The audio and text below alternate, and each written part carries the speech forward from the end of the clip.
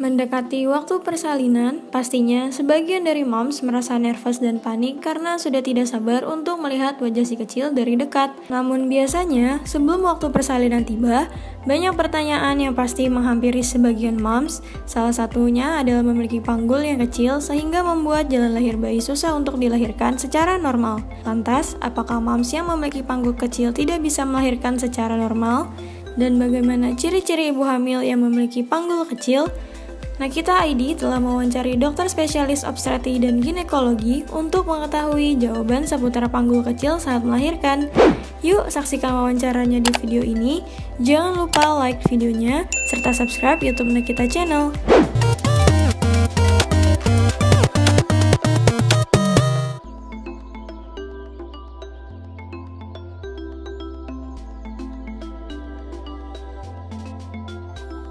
Pada umumnya, bila mana panggulnya memang terlalu kecil, dia memang tidak bisa melahirkan secara normal, ya.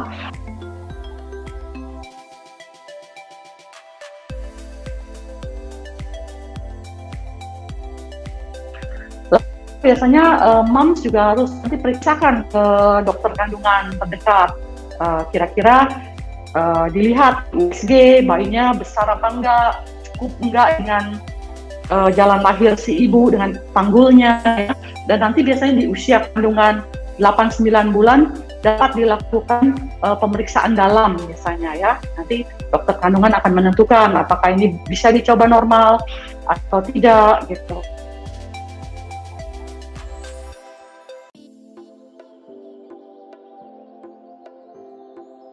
Tanda-tanda ya, biasanya panggul kecil itu biasanya pada moms yang mungkin tingginya terlalu pendek ya, di bawah 150 biasanya tendensial punya panggulnya kecil ya.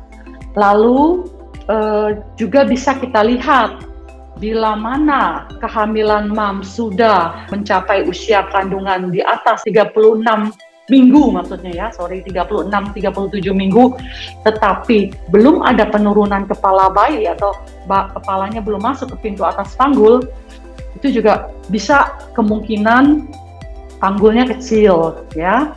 Atau enggak pas di usia terakhir kehamilan, posisi bayinya dia malposisi.